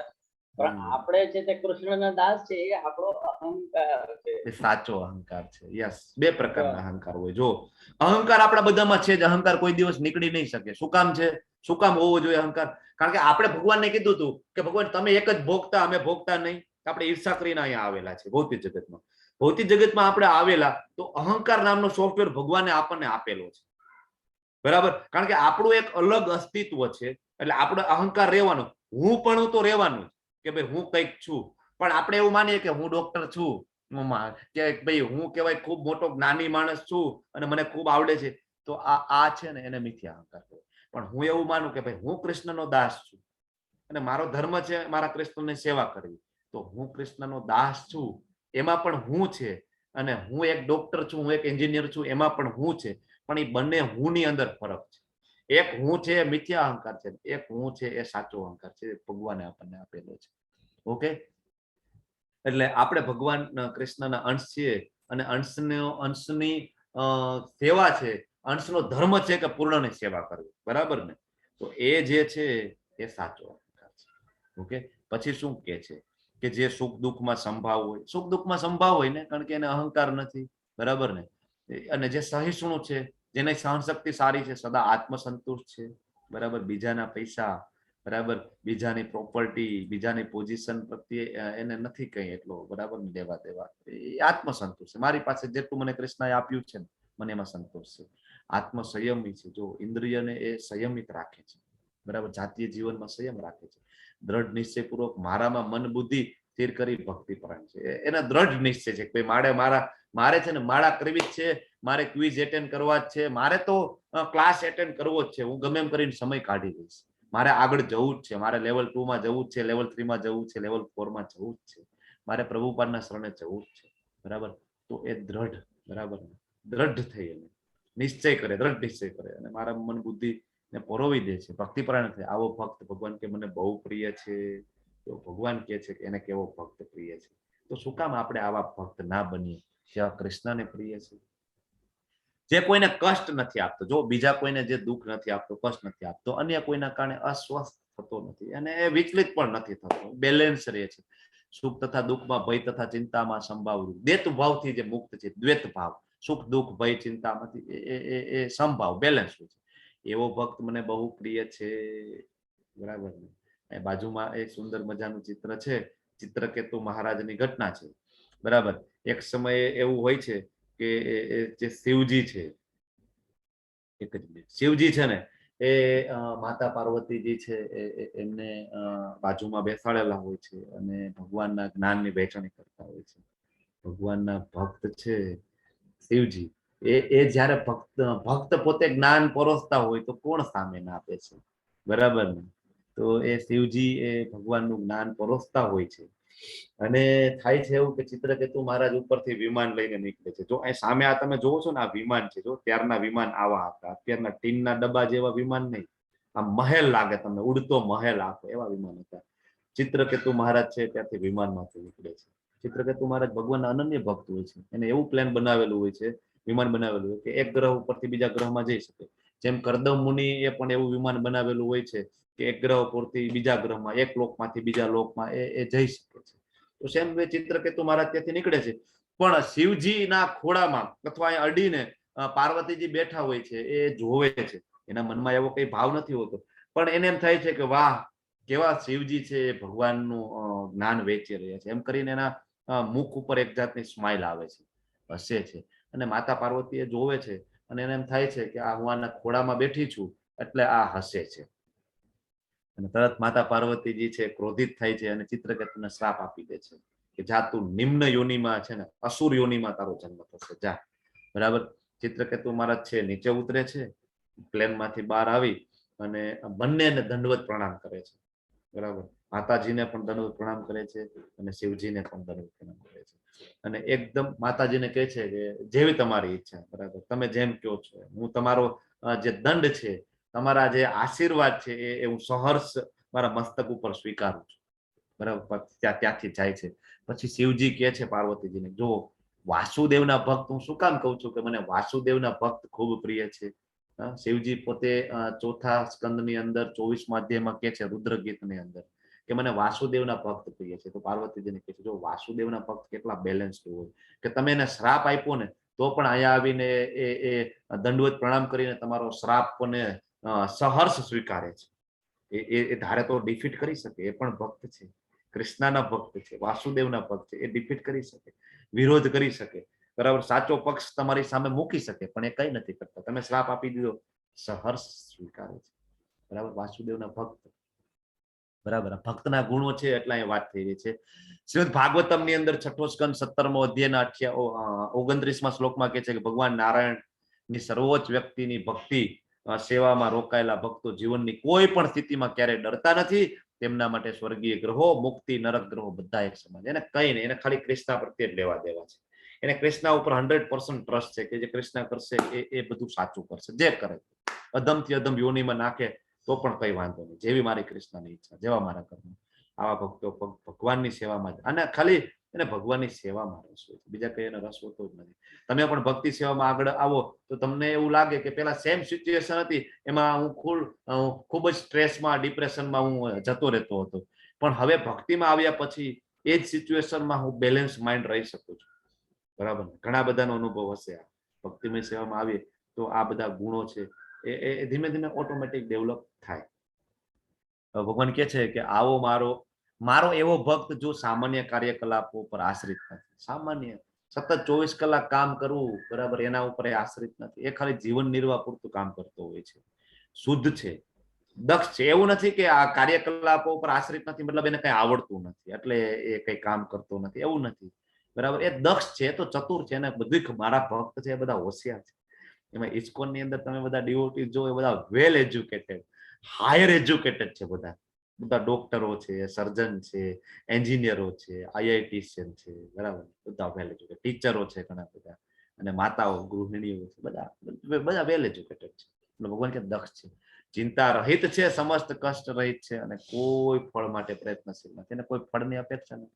એવો ભક્ત મને અતિશય પ્રિય છે. સુદામાજી છે ભગવાનના મિત્ર અને ખૂબ સારા ભક્ત, અનન્ય ભક્ત, કોઈ ફળની આશા નથી. ભલે ને મારો મિત્ર દ્વારકાધીશ હોય, મને કઈ આશા નથી. મારો મિત્ર છે, બસ હું એને પ્રેમ કરું છું, બસ મારે આટલું જ જોઈએ, મારે એની પાસે કઈ જોતું જ નથી. બરાબર. એમના પત્ની ખૂબ બનાવે છે, જાવ ને, તમારો ભાઈબંધ છે યાર, જવું જોઈએ તમારે, કોઈ નથી જતા. છેલ્લે કેમ કે છે કે હું માગવા માટે તો નહીં જ જાઉં. પત્ની એમ કે છે છેલ્લે એટલી તમે મળવા જાઓ, તો ઠીક છે ચલો મળવા જાવ, હું માગીશ નહીં. કૃષ્ણ તો માગ્યા વગર જ આપે ને. એ તો 9મા અધ્યાયમાં કે છે મારા ભક્તનું ધ્યાન રાખું છું, અનન્યા ચિંતયંતો મામ યે જના પર્યુપાસતે. બરાબર. ભગવાન ખૂબ દયાળુ છે.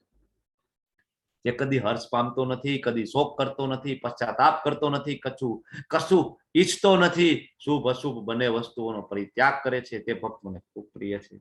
જો શોક ના કરે. અહીંયા આપણે પ્રહલાદ મહારાજની ઘટના તમને બધાને ખબર છે, હું રિપીટ નથી કરતો. કેટલો બધો કષ્ટ આપે છે હિરણ્યકશિપુ એને, બરાબર. ઝેરી સાપો છોડી દે છે. છેલ્લે તો હોલિકા એની બેન હોય છે હિરણ્યકશિપુ, એને ખોળામાં લઈને એમના દીકરાને બેસાડે. જો અસુરના ગુણો કેવા હોય, એને દીકરાનું પણ સારું ઈચ્છે નહીં, બરાબર.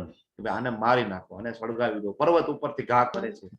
છતાં શુભ અને અશુભ બંને વસ્તુઓમાં એ ભક્ત છે એકદમ પેલા. તો ભગવાન કે આવો ભક્ત મને પ્રિય છે, જે શત્રુઓ તથા મિત્ર સાથે સમાન રીતે વર્તે છે, જે માન તથા અપમાનમાં, ઠંડી તથા ગરમીમાં, સુખ તથા દુઃખમાં, કીર્તિ તથા અપકીર્તિમાં સંભાવયુક્ત રહે છે, દુસંગથી સદા અડગો રહે છે, જો ખરાબ સંગતથી એ દૂર રહે છે, સદા મૌન ધારણ કરે છે. સદા મૌન એટલે ચૂપચાપ એવું મૌન નહીં, પણ એ સતત ખાલી કૃષ્ણના નામમાં, કૃષ્ણના જપમાં જ એ લાગેલો છે. એ જે ભૌતિકતાથી ગ્રસ્ત જે માણસો જે વાતો કરી રહ્યા છે, બરાબર, એ વાતોમાં એનું મૌન છે. એને ઇન્ટરેસ્ટ જ નથી. યુક્રેનનું યુદ્ધનું શું પરિણામ આવે છે, યુક્રેનનું યુદ્ધમાં શું ચાલે, એને કઈ રસ નથી. એને તો કૃષ્ણમાં રસ છે, બરાબર.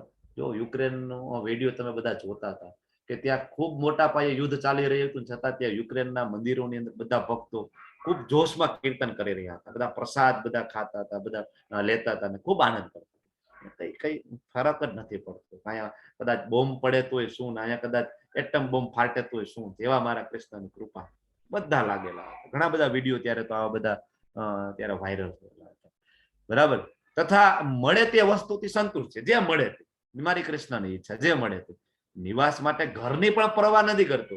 એ ક્યાંય બહાર જાય તો એવું નહીં કે મારે 5 સ્ટાર હોટલ જ જોઈએ, જે મળે તે, બરાબર ને. વૃંદાવન જાય તો જે મળે ત્યાં રહી લે, બહાર પણ સુઈ દે, પણ કૃષ્ણની સેવા કરવા મળે છે ને, ઘણું છે. જે જ્ઞાનમાં દ્રઢ રહે છે, પાછું જ્ઞાની હોય છે, એવું નહીં કે ગમે ત્યાં રહી લે એટલે એના અજ્ઞાની છે, એવું નહીં. જ્ઞાનમાં દ્રઢ રહે છે, ભક્તિમાં સંલગ્ન રહે છે. આવો મનુષ્ય મને અત્યંત પ્રિય છે. આ બાજુમાં તમે જે ઘટના જોઈ રહ્યા છો એ અંબરીશ મહારાજની ઘટના છે. અંબરીશ મહારાજની કથા શ્રીમદ ભાગવતમાં આવે છે. ભગવાનના મહાન ભક્ત અંબરીશ મહારાજ. એક સમય એવું થાય છે કે દુર્વાસા ઋષિ એમને મળવા આવે છે. એકાદશીના ઉપવાસનો બીજો દિવસ, બારસના દિવસે આવે છે, અને બંને એકાદશીનો ઉપવાસ કરેલો હોય એટલે પારણાનો સમય હોય છે સવારમાં, બરાબર. પણ દુર્વાસા મુનિ આવે છે અને એમ કે છે કે ચલો હું પેલા સ્નાન કરતો આવું અને પછી આપણે બંને સાથે પારણા કરીશું. દુર્વાસા મુનિને થોડું લેટ થઈ જાય છે આવવામાં, અંબરીશ મહારાજને એમ થાય છે કે ભાઈ હવે તો ધર્મ સંકટ થયું, પારણાનો સમય જાય છે, પારણા ના કરવું તો પણ ના ચાલે, સમયસર પારણા કરવા પડે. અને અતિથિ આવેલા છે, દુર્વાસા મુનિ આવેલા છે, એમને મૂકીને હું ફરાળ કરી લઉં અથવા તો ઉપવાસ તોડું એ પણ બરાબર યોગ્ય નથી. તો એના મંત્રીઓને કહે છે કે ભાઈ કંઈક સજેસ્ટ કરો શું કરું. મંત્રીઓ સાથે મંત્રણા કર્યા બાદ નક્કી થાય છે કે તમે એક કામ કરો, તમે ભગવાનને ધરાવેલું જે ચરણામૃત છે ને એ તમે લઈ લો. જો એટલે તમે જમ્યા પણ નથી એટલે અતિથિનું અપમાન પણ નહીં થાય, અને તમારો જે નિર્જળા ઉપવાસ હતો એ પણ તમે જળ લઈ લીધું એટલે એ તમારો ઉપવાસના પારણા પણ થઈ ગયા. એટલે આવું એ કરે છે. હવે સ્નાન કરીને દુર્વાસા આવે છે, અને દુર્વાસાને તો તરત જ જોવે છે, હવે તો સિદ્ધ તરત ખ્યાલ આવી જાય છે કે ભાઈ આ અંબરીશ મહારાજે છે ને પારણા કરી લીધા છે. અને હવે દુર્વાસા મુનિ જે છે એ ક્રોધિત થાય છે. સંત છે, મહાત્મા છે, એની ઇન્દ્રિય કંટ્રોલમાં નથી રહેતી અને ખૂબ ક્રોધ કરે છે. અને એમ કે છે કે અંબરીશ તું તો રાક્ષસ છો ને તને તો દંડ મળવો જ જોઈએ, આવું તારાથી થાય જ કેમ. અને તરત જ જો તમે જે ફોટો જોઈ રહ્યા છો એમાં દુર્વાસા એના માથાની એક લટ કાઢે છે, લટને આમ ફેંકે છે અને એમાંથી રાક્ષસ ઉત્પન્ન કરે છે. જો અહીંયા આટલો મોટો અસુર રાક્ષસ ઉત્પન્ન કરે છે અને કે છે કે આ છે ને અંબરીશ છે કપટી છે, અંબરીશ છે પાકંડી છે, તો આને મારી નાખ. એ રાક્ષસ અંબરીશ મહારાજને મારવા માટે જાય. યોગી છે ભાન ભૂલે છે, પણ જેવો એ રાક્ષસ અસુર અંબરીશ મહારાજને મારવા જાય છે ત્યાં જ ભગવાનનું સુદર્શન પ્રગટ થાય છે અને તરત સુદર્શન છે ને વધ કરી નાખે છે. પછી સુદર્શન પીછો કરે છે, કોનો? દુર્વાસાનો. અને દુર્વાસા આગળ અને સુદર્શન પાછળ. દુર્વાસા ભાગે છે, ભાગતા ભાગતા ભાગતા જાય છે બ્રહ્માજી આગળ. એ તો દુર્વાસા મુનિ સિદ્ધ હતા એટલે સત્યલોકમાં બધે જઈ શકે. આપણે પણ કોઈ કામ હાયર ઓથોરિટી હોય ત્યાં જાય ને, મુશ્કેલી હોય તો આપણે MP MLA ને મળવા જાય તરત કે ભાઈ આમાં કઈક રસ્તો કાઢો, તરત બ્રહ્માજી આગળ જાય છે. બરાબર. બ્રહ્માજી કે ભાઈ આમાં મારું કામ નહીં, શિવજી પાસે જાય છે કૈલાસ ઉપર. શિવજી આમાં કઈક કરો. સુદર્શન. શિવજી કે ભાઈ જો આમાં મારું કઈ કામ નહીં, આ સુદર્શન છે, આ વિષ્ણુ છે, એમાં આપણું કઈ હાલે નહીં, તમારે જવું હોય સીધું તમે નારાયણ આગળ જાઓ, એ કઈક રસ્તો કરે, સીધા વૈકુંઠમાં જાય છે દુર્વાસાજી કે નારાયણ. ત્યાં તો ભગવાન બેઠા છે. ભગવાન કે આવો આવો દુર્વાસાજી આવો, બેસો, ચા પાણી ઠંડુ મગાવું. શું તમે ચા પાણી ઠંડુ ની વાત કરો? પ્રભુ પેલા આ તમારું સુદર્શન ને કઈક કરો, મારી પીછો કરે છે.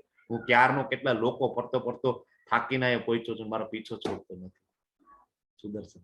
તો ભગવાન કે છે કે હવે જો ભાઈ એ સુદર્શન છે ને એ તો મેં આપી દીધું છે કોને? અંબરીશ મહારાજને. કારણ કે મારો ભક્ત છે અને જે લોકો મને જે રીતના મને પૂજે છે, યમ યમ વાપી સ્મરણ ભાવમ, બરાબર, કે જે રીતના શ્લોક તો હું ભૂલી ગયો અત્યારે, યાદ આવશે ત્યારે હું કહું છું, બરાબર, કે જે રીતે મને તમે ભજો છો એ રીતના હું તમને રેસિપ્રોકેટ કરું છું, ભગવાન કહે છે. એટલે ભાઈ અંબરીશ મહારાજ છે મને ભજે છે તો હું પણ એની ભક્તિ કરું છું. મારું સુદર્શન છે ને એ અત્યારે એના માટે કામ કરી રહ્યું છે. તમને સુદર્શન થી એક જ વ્યક્તિ બચાવી શકે, એ અંબરીશ મહારાજ છે. દુર્વાસા ત્યાંથી ભાગતા ભાગતા ભાગતા જાય છે. ક્યાં? દુર્વાસા. બરાબર. અંબરીશ મહારાજ બચાવો, અંબરીશ મહારાજ ભૂલ થઈ ગઈ મારી, બરાબર. તો પણ અંબરીશ મહારાજ છે એકદમ બેલેન્સ, કે એવું ના હોય કે મુનિ કે કઈ વાંધો નહીં. અને તરત અંબરીશ મહારાજ છે એ કહે છે કે પ્રભુ મેં ક્યારે આખી જિંદગીમાં જો મેં તમારી જીવનમાં ક્યારે સાચા મનથી તમારી ભક્તિ કરેલી હોય તો એનું શ્રેય છે ને તમે દુર્વાસાને આપો અને એને જીવનદાન આપો પ્રભુ, અને સુદર્શનને તમે પાછું બનો. જો ભક્ત છે એ કેટલા બેલેન્સ્ડ હોય. દુર્વાસા ખૂબ ખુશ થાય છે, ખૂબ આશીર્વાદ આપે છે. તો આ છે અંબરીશ મહારાજની આ જે ક્વોલિટી છે, ભક્તની ક્વોલિટી છે. હવે છેલ્લો શ્લોક છે, બરાબર. તો જેઓ આ ભક્તિ યોગના અવિનાશી પંથનું અનુસરણ કરે છે અને મને જ પોતાનું સર્વોપરી ધ્યેય માની શ્રદ્ધાપૂર્વક પૂર્ણ રીતે મારામાં પારાયણ રહે છે ને, તેવો ભક્ત મને અતિશય પ્રિય છે. અવિનાશી પંથનું અનુસરણ, જેનો કોઈ દી વિનાશ નથી, એવો પંથ છે, વૈષ્ણવ પંથ છે. બરાબર. આપણે જોયું હતું સનાતન ધર્મ એટલે શું, કે જીવ છે એ કૃષ્ણનો દાસ છે, એ જે પંથ છે અવિનાશી પંથ છે, એનું જે અનુસરણ કરે છે અને મને સર્વોપરી ધ્યેય માને છે. કારણ કે ભગવાને 7:7 કીધું મારાથી ઉપર શ્રેષ્ઠ એવું કોઈ તત્વ છે જ નહીં. તો જે સર્વોપરી ધ્યેય માની અને શ્રદ્ધાપૂર્વક મારામાં પરાયણ કરે છે, એવો ભક્ત મને અતિશય પ્રિય છે. બાજુનો આ ફોટો જોવો છો, એ કઈ ઘટના છે? તમે એક શબ્દમાં બોલો, પછી ઘટનાનું વર્ણન હું કરી આપું છું. બિલ્વમંગલ ઠાકોરની ઘટના છે. જો બિલ્વમંગલ ઠાકોર છે 700 વર્ષ સુધી વૃંદાવનમાં રહે છે અને એનું તપ એટલું હોય છે. આપણે બધા સાધુ સંતો મુક્તિ માટે પ્રયત્ન કરતા હોય, પણ બિલ્વમંગલ ઠાકોર એમ કે છે કે મુક્તિ તો એના પગના ઠોકરે છે. મુક્તિ તો રોજ આવીને એમ કે ચાલો ને બિલ્વમંગલ ઠાકોર તમને મુક્તિ આપી દઉં, તમને મોક્ષ આપી દઉં. બિલ્વમંગલ ઠાકોર કે ના, મુક્તિ જોતી નથી મારે તો મારા ઠાકોરજીની સેવા જોઈએ. તો બિલ્વમંગલ ઠાકુર સાઉથ ઇન્ડિયા, બરાબર, સાઉથ ભારતની અંદર ખૂબ સુખી સંપન્ન જમીનદાર ફેમિલી, બ્રાહ્મણ ફેમિલીમાં જન્મેલા. હવે જો ખૂબ ધન સંપત્તિ હોય ને એટલે ખોટા માર્ગે ચડવાના ચાન્સીસ પણ વધારે છે, ઊંધા પાટે ચડવાના ચાન્સ પણ વધારે છે. સેમી બિલ્વમંગલ ઠાકુરનું એવું જ થાય છે કે કહેવાય કે વ્યસની થઈ જાય છે, ગણિકાઓનો સંગ થઈ જાય છે, વેશ્યાઓ સાથે કોન્ટેક્ટ થઈ જાય છે. એક સમય એવું થાય છે કે પિતાનું શ્રાદ્ધ હોય છે અને પપ્પાનું શ્રાદ્ધ હોય છે. હવે શ્રાદ્ધમાં કેવું હોય છે કે વિષ્ણુજીની પૂજા કરવામાં આવે અને વિષ્ણુજીને ભોગ લગાડવામાં આવે અને એ જે ભોગ છે એ પ્રસાદ બને છે. પછી એ પ્રસાદ બધાને બ્રાહ્મણોને આપવામાં આવે છે. પછી એ જે તે આત્મા છે એને મુક્તિ મળે, પૂર્વજોને મુક્તિ મળે, એના માટેની આ વિધિ છે, કર્મકાંડ આપેલું છે, બરાબર. પણ અહીંયા તો એને એટલા માટે પણ ટાઈમ નથી બિલ્વમંગલ ઠાકુરને. એ વેશ્યામાં એટલા બધા આસક્ત છે કે એને વેશ્યાને મળવા જવું હોય છે, ગણિકાને મળવા જવું હોય છે. એનું નામ હોય છે ચિંતામણી. ચિંતામણીને મળવા જવામાં એટલા આસક્ત હોય છે કે ભાઈ તમે છે ને ભાઈ પાર્સલ બનાવી દો મને, હું રસ્તામાં ભાઈ છે ને આ પ્રસાદ લઈ લઈશ, મારી પાસે સમય નથી, પિતાના શ્રાદ્ધ માટે પણ સમય નથી. અને જાય છે મળવા માટે. વચ્ચે નદી હોય છે, રેગ્યુલરલી મળવા જતા હોય તો એને બોટ મળી જતી હોય છે. પણ આજે તો નદી બે કાંઠે હોય છે, બરાબર, અને ધોધમાર વરસાદ, મુશળધાર વરસાદ પડતો હોય છે. નદીમાં ક્યાંય બોટ મળતી નથી તો એ નદીમાં કહેવાય કુદાકો મારી દે છે, તરીને હું તો પસાર કરીશ ને ગમે એમ કરીને. આજે તો ચિંતામણીને મળવું જ છે ભોગની, બરાબર. કામ શું કરાવી શકે તમે જો, કામ વાસના આપણે ક્યાં લઈ જઈ શકે. આપણે બીજા અધ્યાયમાં પણ જોયું હતું પતનનું કારણ ધ્યાય તો વિષયાન પુંસ વાળો શ્લોકમાં. તો કામ શું કરી શકે જો, બરાબર, નદીમાં કુદાકો મારી દે બિલ્વમંગલ ઠાકુર, બરાબર. અને એ જાય છે અને કહેવાય કે કઈક લાકડા જેવું થળિયા જેવું આવે છે તે એ છે ને પકડી અને નદીને પાર કરે છે. અને પછી એને ખબર પડે છે કે એ લાકડું નહોતું, બરાબર, એ તો ડેડ બોડી હતી, બરાબર. ત્યાંથી જાય છે દોડીને. તો ત્યારે તો બહુ લેટ થઈ ગયું હોય છે એટલે ચિંતામણી દરવાજો બધો બંધ કરીને અંદર હોય છે. તો ઘરની આજુબાજુમાં વરંડો હોય છે. વરંડાને ઠેકવો પડે, દરવાજો તો બંધ, ઠેકીને અંદર પડવું પડે. તો જોવે છે તો કંઈક દોયડા જેવું લાગે છે તો ત્યાંથી દોયડું પકડીને ઓલી બાજુ કૂદી જાય છે. ઓલી બાજુ કૂદે છે, જોવે છે સાપ છે, સાપનું મોઢું ઓલી બાજુ હોય છે, પૂંછડું આ બાજુ હોય છે, પૂંછડું પકડીને ઓલી બાજુ કૂદી જાય છે. કામમાં ડૂબેલા માણસોને કઈ ના દેખાય, બરાબર. અને જાય છે દરવાજો કહેવાય ખટખટાવે છે, ચિંતામણી બહાર નીકળે છે, બરાબર.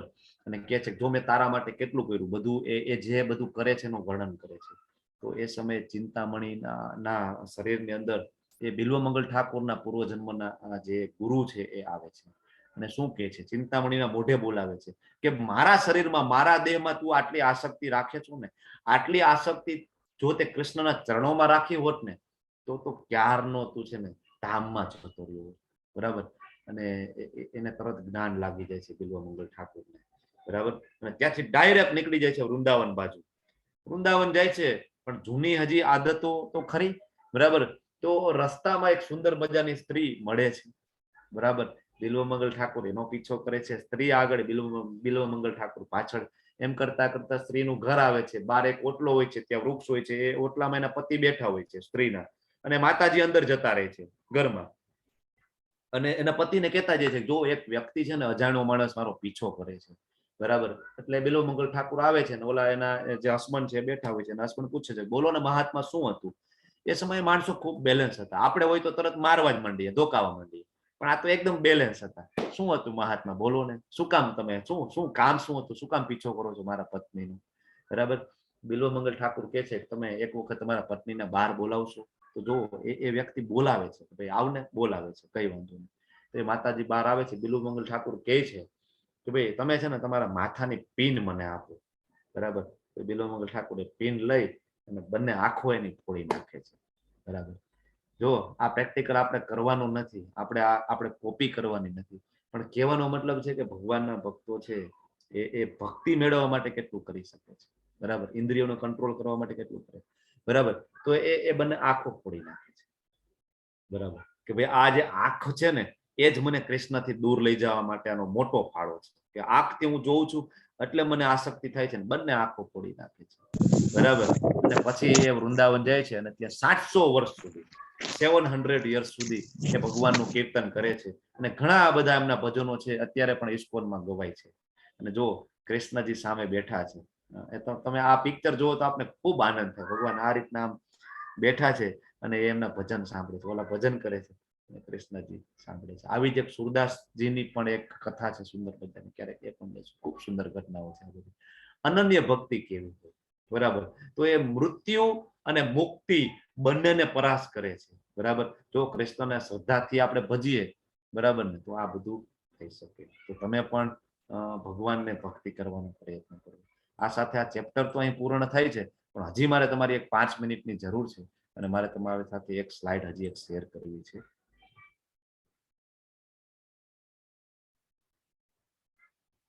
અને ખાલી 5 મિનિટમાં તમે પ્લીઝ સમય આપજો.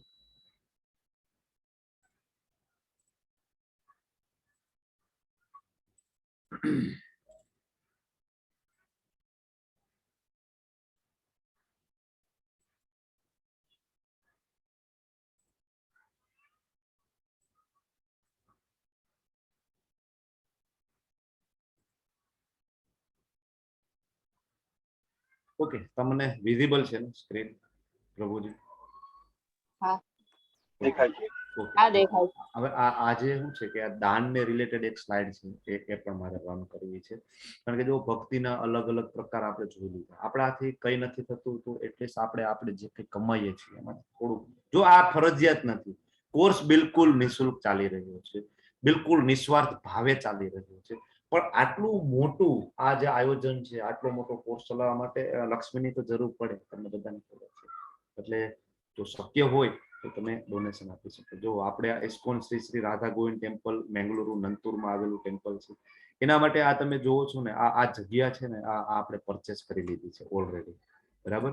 આ જગ્યા આપણે લઈ લીધી છે.